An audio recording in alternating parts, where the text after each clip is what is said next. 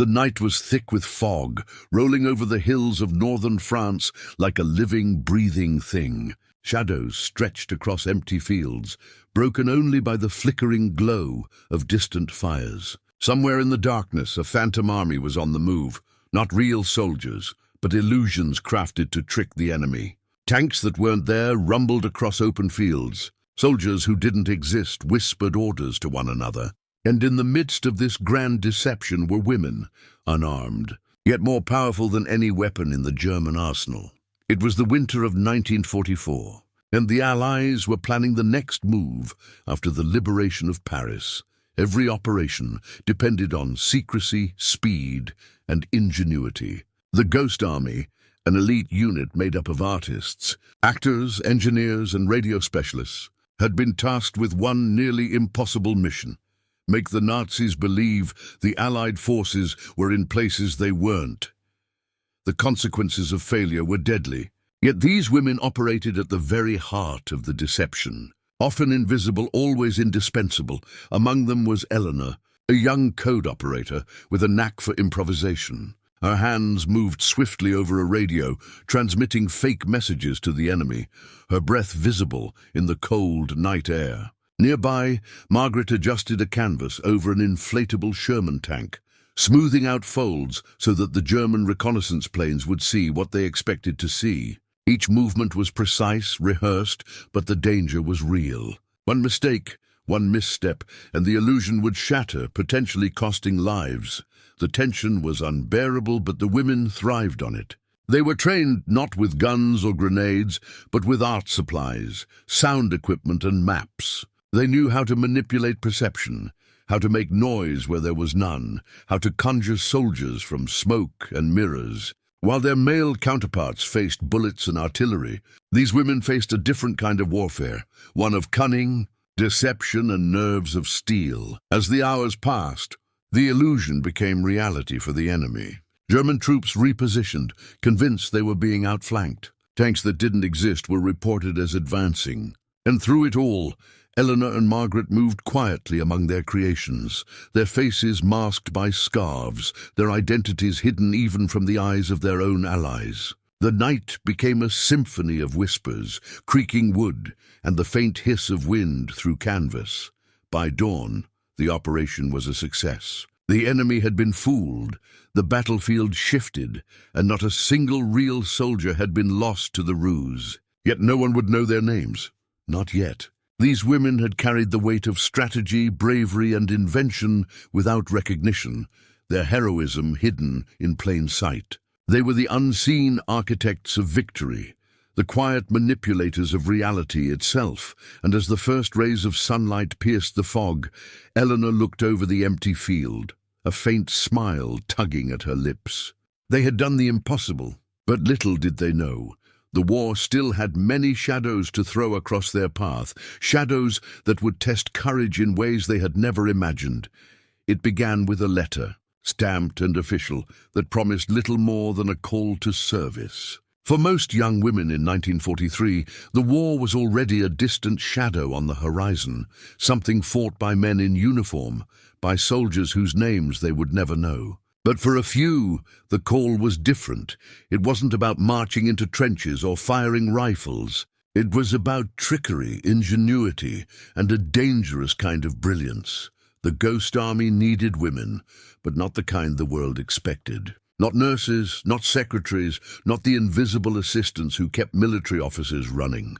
They wanted artists who could paint illusions so real that German reconnaissance planes would mistake canvas for steel. They wanted radio operators who could send messages that sounded authoritative, yet entirely false. Cartographers, engineers, and sound designers all were sought for the same purpose: psychological warfare. And women with these skills were rare, bold, and often underestimated.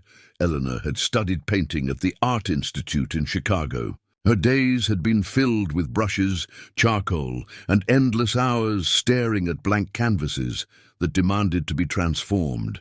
She had never imagined that those skills, her ability to recreate shadows, light, and texture, would one day save lives in a war zone. Margaret had been a radio operator in a civilian communications office. her fingers dancing over switches and wires as if they were extensions of her mind. Both women had talent, but what set them apart was courage, the willingness to step into a world that had no place for them. The recruitment process itself was a test of wit and nerve. Candidates were summoned to anonymous offices, handed cryptic letters, and asked to complete challenges that seemed unrelated to war. Eleanor was once asked to sketch a battlefield she had never seen, then camouflage it with objects from the room. Margaret was tasked with sending a coded message that had to deceive the instructor entirely. Only those who could think creatively under pressure were accepted, and even then, their journey had only begun. Training was unlike anything else in the military. They learned to inflate rubber tanks that could fool aerial photography, rig sound equipment that imitated the rumble of armored divisions, and craft maps that guided the enemy in exactly the wrong direction.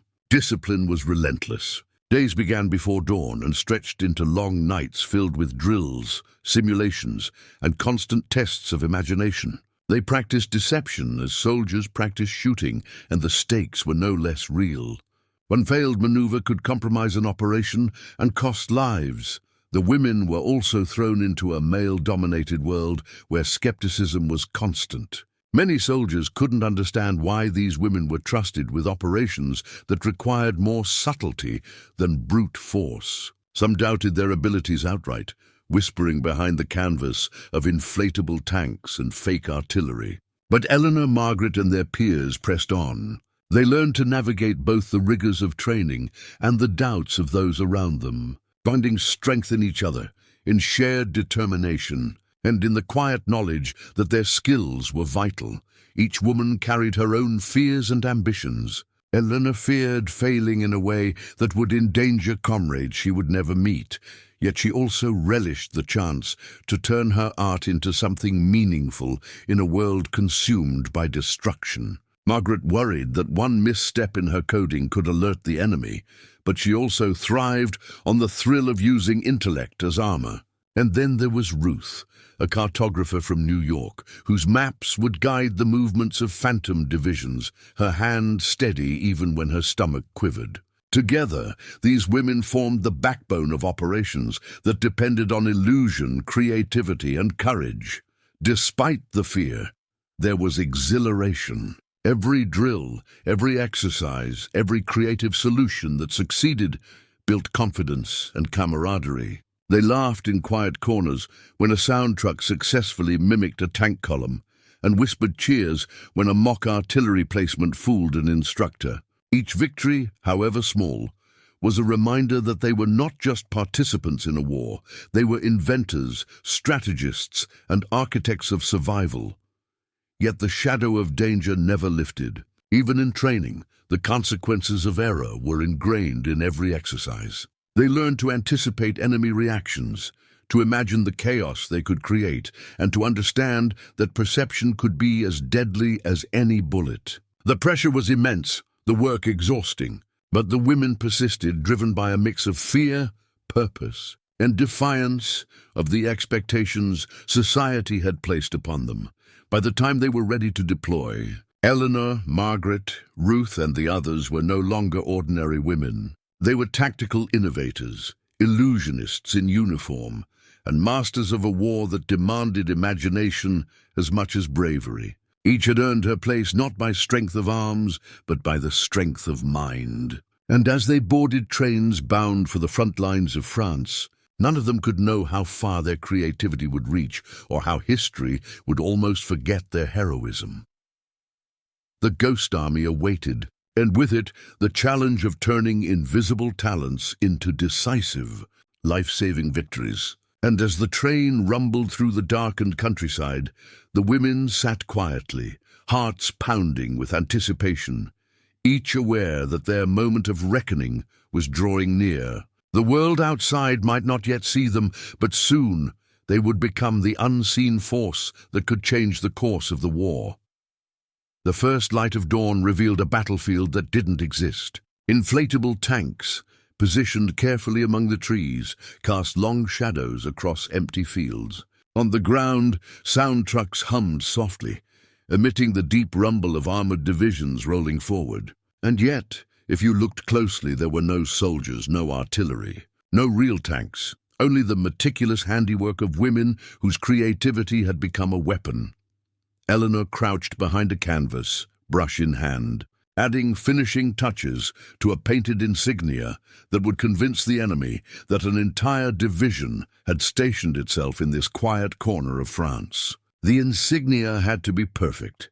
A misplaced stroke could alert a reconnaissance plane or even a nearby patrol. Margaret adjusted dials in the sound truck, her fingers moving with precision, ensuring the low-frequency hum mimicked the distant growl of engines and artillery. Ruth checked a map overlay, making sure that every decoy was positioned to suggest troop movements that didn't exist. Together, they were architects of deception, turning imagination into reality. Operations were complex and the challenges relentless. Inflatable tanks had to withstand wind, mud, and rain, all while looking convincingly real from high above. Artists painted shadows and dirt onto canvas to match the natural terrain, creating the illusion of weathered steel and battle-worn vehicles. Sound operators like Margaret had to manipulate volume, distance, and pattern so that German scouts would believe a column of tanks was advancing when, in truth, it was an empty field. Every detail mattered. Every imperfection could be deadly. One operation outside Metz tested their ingenuity to its limits. The women had been assigned to create the illusion of a full armored battalion, strategically placed to convince the Germans that an attack was imminent on a key supply route. Eleanor worked in the shadow of a ruined farmhouse, her brushes moving almost feverishly, painting shadows beneath inflatable tanks, adding the subtle dents and scratches that made them appear real. Nearby, Margaret's sound truck emitted the low, synchronized rumble of engines, while hidden speakers simulated the chatter of officers and the clatter of boots. The women watched anxiously as German reconnaissance planes circled overhead, waiting for a telltale sign that the illusion had failed. But failure was not an option. Radio operators intercepted enemy transmissions, listening carefully for whispers of suspicion or surprise. Each coded message they deciphered could reveal whether their deception had succeeded or if adjustments were needed. Ruth's maps guided the placement of every decoy, ensuring that patterns suggested a disciplined, organized force. Hours passed with the women holding their breath, their nerves taut, as if the slightest mistake would unravel the entire ruse. The climax of the operation came when German troops began repositioning, convinced they were under threat from a force that didn't exist. Eleanor's heart raced as she peeked through binoculars, seeing trucks move into new positions, soldiers scrambling, all in response to their phantom army. Margaret adjusted the sound truck one last time, altering pitch and rhythm to mimic the approach of artillery. Ruth checked the final coordinates, her hand steady despite adrenaline coursing through her veins. Every piece of the illusion had worked in harmony, yet even in success, the tension remained. The women had to dismantle the decoys quietly, pack up the sound equipment, and erase all evidence of their presence without alerting the enemy. The process required the same precision and focus as constructing the illusion in the first place. Every fold in a canvas, every wire hidden from view, had to be perfect. One mistake could compromise the next operation, potentially putting countless lives at risk. The ingenuity of these women extended beyond physical craft.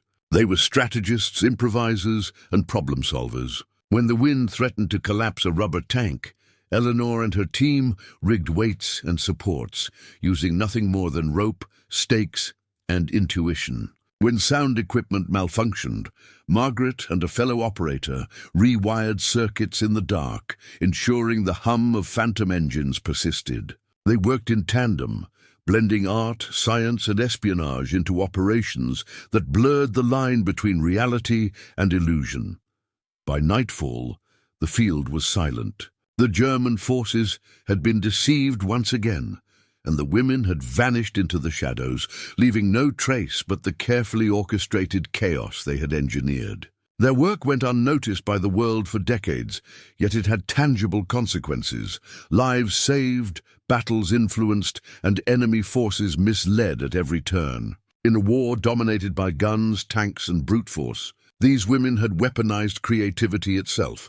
As Eleanor, Margaret, and Ruth trudged back to their temporary quarters, exhaustion weighed on them, but pride coursed through their veins. They had created illusions that could have fooled the sharpest eyes, operated under the constant threat of discovery, and emerged victorious without firing a single shot. And though the war raged on around them, one thing was certain: in the art of deception, these women were masters, their invisible hands shaping the battlefield in ways history had yet to fully recognize.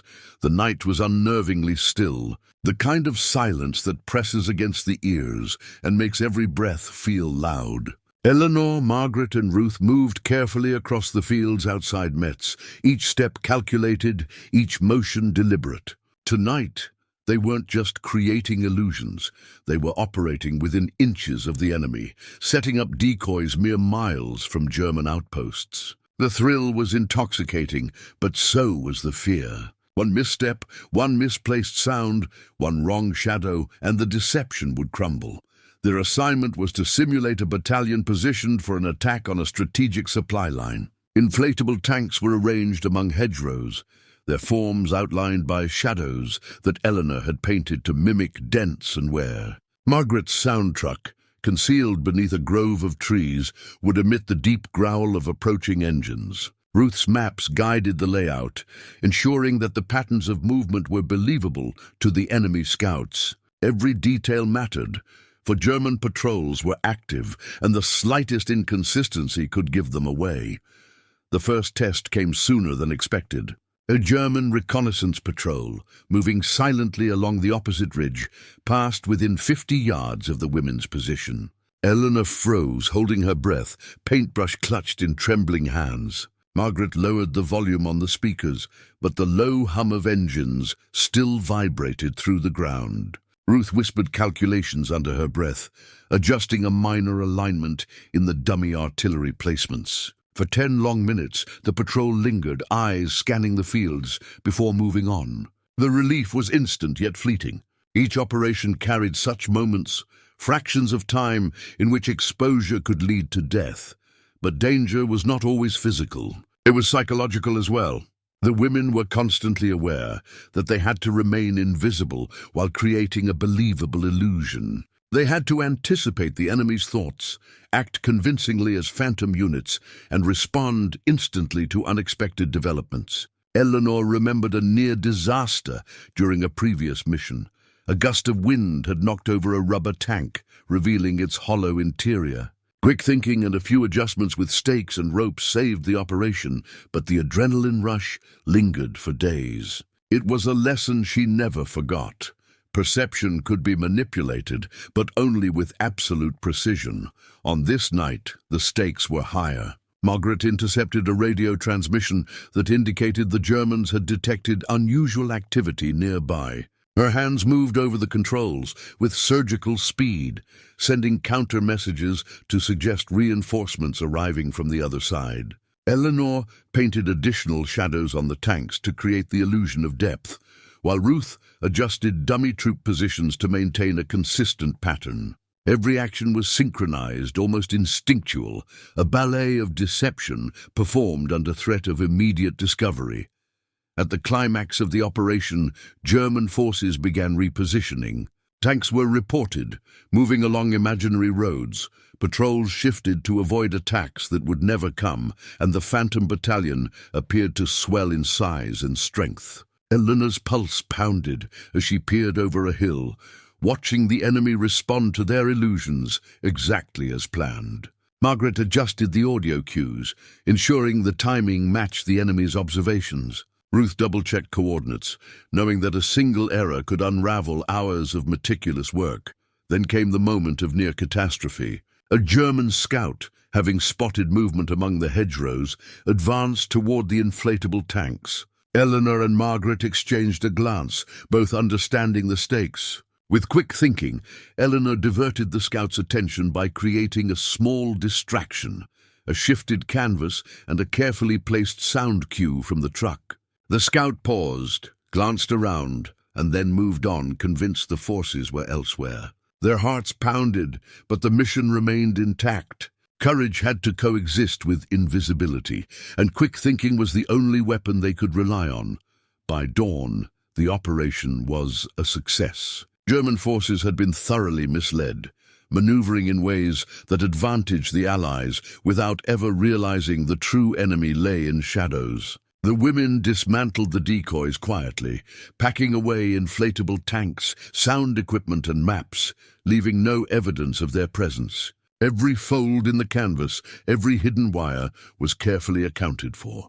The danger of discovery remained until the last piece was removed, but relief finally settled in. Fleeting yet hard-earned, this was life in the Ghost Army, an existence of constant tension, fear and creativity. Eleanor, Margaret and Ruth had faced the enemy without guns, without armor, relying solely on intelligence, artistry and nerves of steel. They were warriors in a war of perception, masters of manipulation, and unseen architects of survival. The adrenaline, the fear, the exhilaration, they were all part of the same equation, a high-stakes dance where a single mistake could be fatal.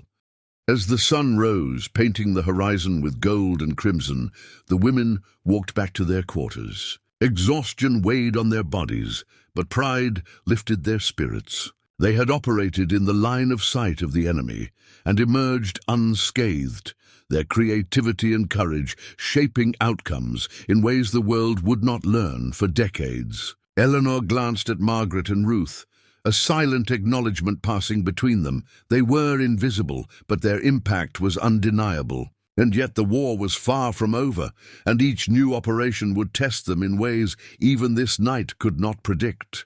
The night air was thick with mist, clinging to the trees and fields like a veil that concealed every movement.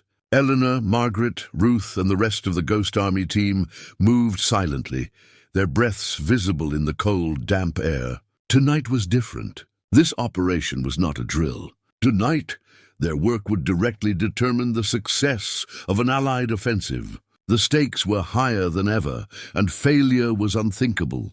Their mission was to create the illusion of a massive armored division poised to strike along a crucial supply route near the German lines. Inflatable tanks were positioned carefully along ridges, their shadows painted with painstaking attention to detail. Sound trucks were strategically hidden, emitting the synchronized hum of engines, the clatter of boots, the distant roar of artillery. Every dummy soldier and fake emplacement had been meticulously placed to suggest a force far larger and more powerful than reality. Eleanor crouched behind a hedgerow, her brush poised over a canvas tank, adding subtle scratches and dents to give the illusion of battle experience. Margaret adjusted the dials on the sound truck, fine-tuning the rhythm and volume so that the distant hum mimicked a battalion advancing across uneven terrain. Ruth consulted the map one last time, confirming that every inflatable tank, every decoy artillery piece, and every hidden speaker aligned perfectly with the strategy. They were engineers of perception, and the perception they created tonight would shape the battlefield.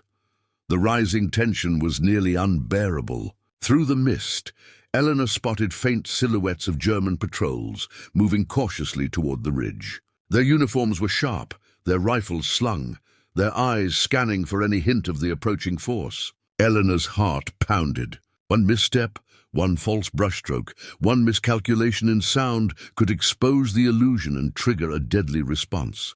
Every second stretched painfully, every movement weighed with consequence. Then came the first signs of success. German scouts radioed their observations back to command, reports of tanks, soldiers, and artillery that did not exist. Margaret's quick adjustments to the sound trucks reinforced the illusion of movement, and Eleanor's painted shadows created the appearance of armored vehicles advancing steadily through the fog. Ruth's careful positioning of dummy units ensured that every pattern of movement made sense, convincing even the most experienced officers that a massive division was preparing to attack. As the operation reached its climax, German forces began repositioning. Real troops were pulled from fortified positions, artillery batteries relocated, and supply lines rerouted, all in response to an army that existed only in illusion. Eleanor's eyes widened as she watched the enemy respond exactly as they had predicted. Margaret's hands flew over the dials, adjusting sounds to simulate units advancing closer. Ruth's maps confirmed every repositioning, every retreat, every adjustment made by the enemy. Their ingenuity had transformed the battlefield without firing a single shot. The adrenaline surged again when a German reconnaissance plane flew dangerously low, casting shadows across the ground. Eleanor froze, her pulse racing, but the illusions held. Inflatable tanks appeared solid. Dummy artillery seemed functional, and the sound of engines filled the valleys convincingly. The plane passed, and for a moment the women allowed themselves to breathe. Their painstaking work, the brushes, the maps, the sound equipment, the coordination, had succeeded. The enemy was deceived. The payoff was immediate. Allied forces, observing from safe positions, moved forward with a strategic advantage, striking positions that had been left vulnerable by the Germans' hasty repositioning. Lives were saved, operations secured, and a critical supply line protected, all thanks to the women's creativity and courage. Eleanor, Margaret, and Ruth allowed themselves a brief, quiet celebration. Their work, often invisible and unrecognized, had tangible consequences. They had changed the course of a battle through intelligence, artistry, and nerve alone. Even in victory, the tension lingered. The dismantling of the decoys required the same precision as setting them up. Every canvas had to be folded perfectly, every sound device removed quietly, and every trace of the Ghost Army's presence erased. One mistake in this final phase could alert enemy patrols and undo hours of meticulous planning. Eleanor and the others moved with steady hands and sharp eyes, their training and experience guiding them through the delicate process. As dawn broke over the French countryside, the battlefield lay quiet. German forces had been fooled, Allied troops held the advantage, and the women's work had directly influenced the outcome. Eleanor stepped back, her eyes scanning the field that had been transformed by illusion into a theater of strategy. Margaret exhaled, relief washing over her as the hum of the sound trucks faded into silence. Ruth folded her maps with a careful hand, aware that the story of their success would remain largely untold for decades. In that moment, the women understood the magnitude of their contribution. They had turned the tide, not with guns or explosives, but with creativity, intellect, and courage. Their hands had shaped the battlefield, their minds had outwitted the enemy, and their bravery had saved countless lives. And yet their heroism would remain hidden in plain sight, recognized only by those who understood the art of deception and the quiet power of innovation in war.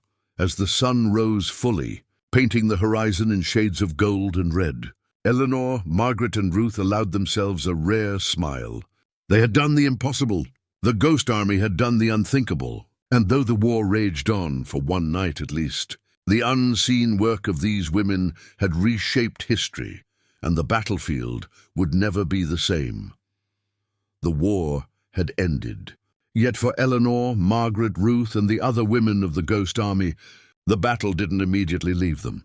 They returned to civilian life with medals they were never allowed to talk about and stories they were sworn to secrecy to protect. The world outside had no idea of the phantom armies, the inflatable tanks, or the sound trucks that had deceived entire divisions. They had saved lives, shifted battles, and yet the recognition they deserved was locked behind a veil of classified documents and quiet orders. Eleanor walked through the streets of Chicago, brush and canvas replaced by the humdrum of ordinary life. People spoke of victory and heroism, of soldiers returning home, of parades and celebrations, but she felt invisible.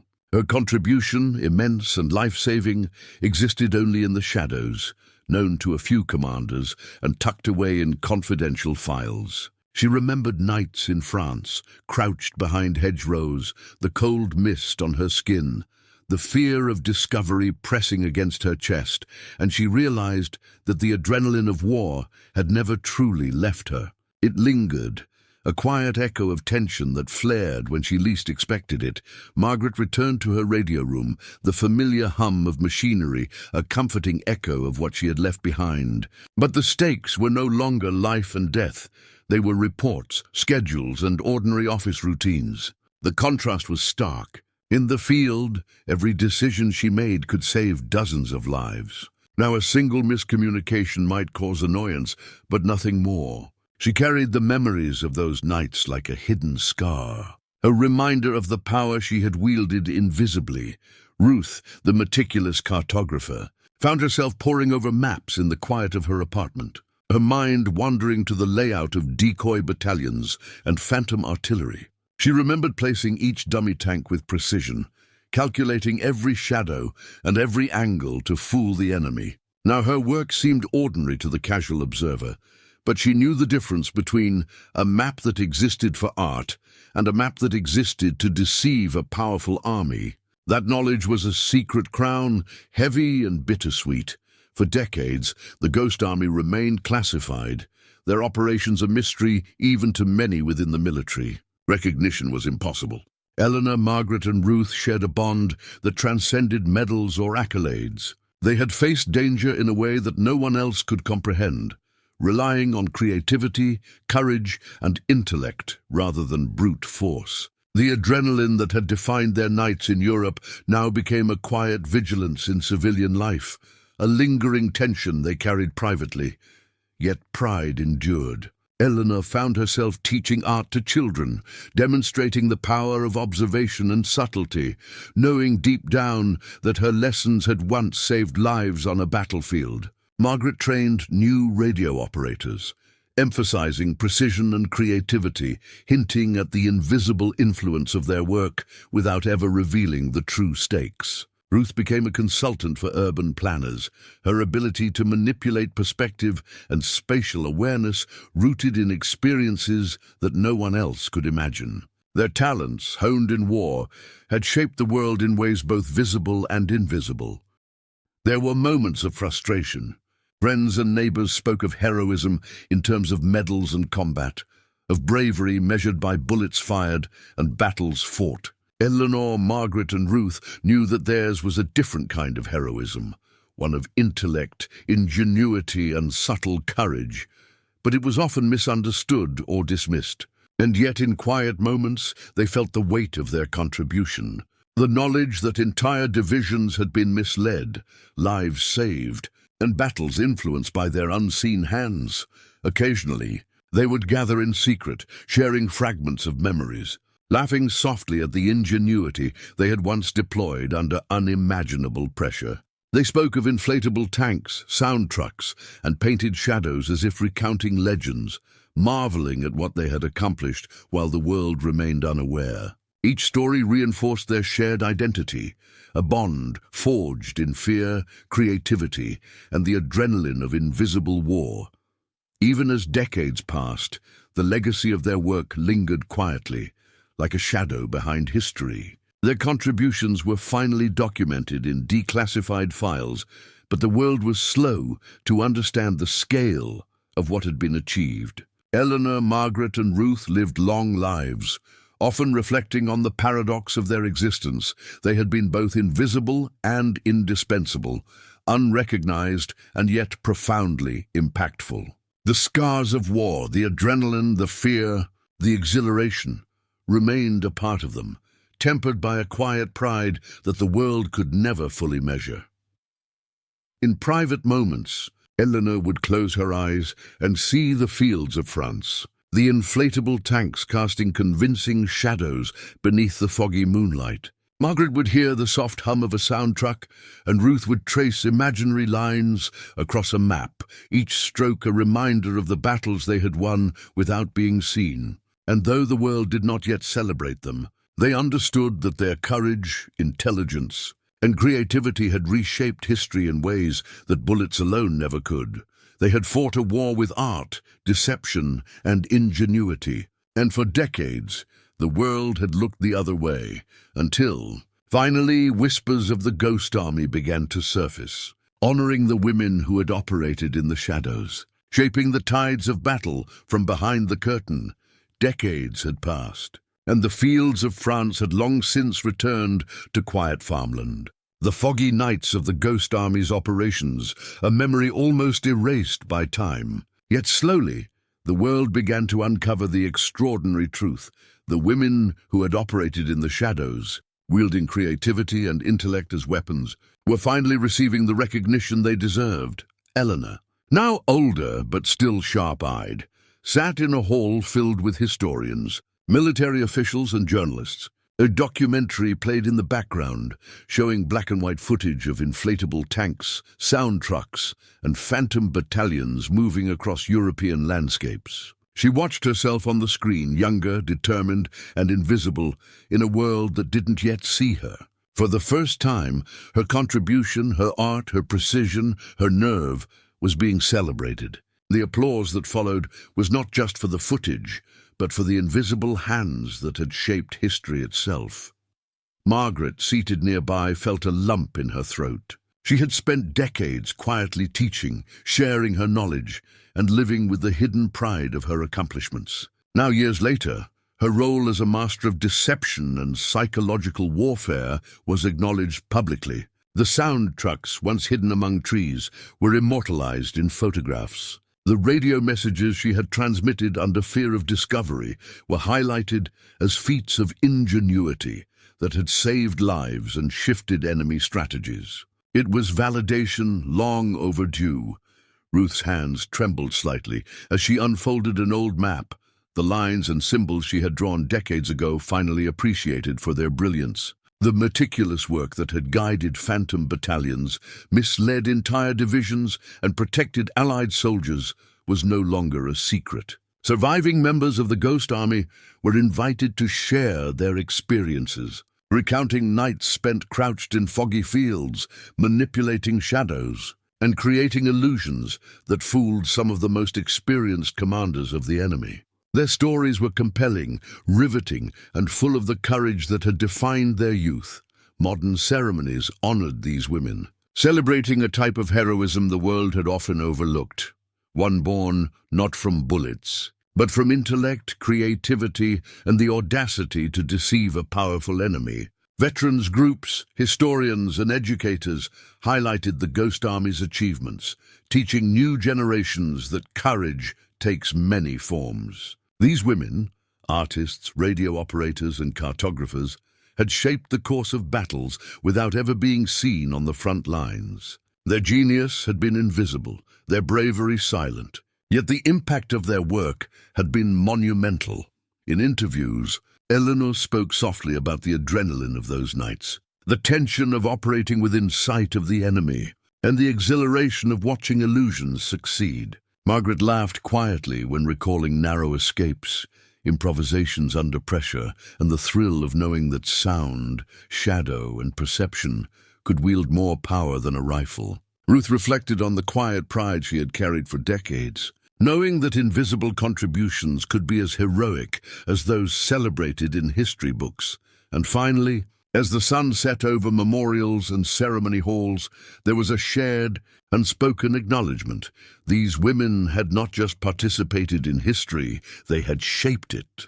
They were the architects of deception, the unseen strategists, and the masters of illusion, whose courage and intelligence had saved lives and turned the tides of battle. Their work had proven that heroism is not measured solely in firepower, but in ingenuity, courage, and the ability to think where others fear to tread. In that moment, Eleanor, Margaret, Ruth, and the surviving women of the Ghost Army stood quietly, smiling at one another. The weight of decades of secrecy lifted. The world finally saw them. And as the applause echoed around the hall, it was clear. The battles fought with brains, creativity, and courage were every bit as heroic as those fought with guns. The Ghost Army's women, once hidden in plain sight, were forgotten no more.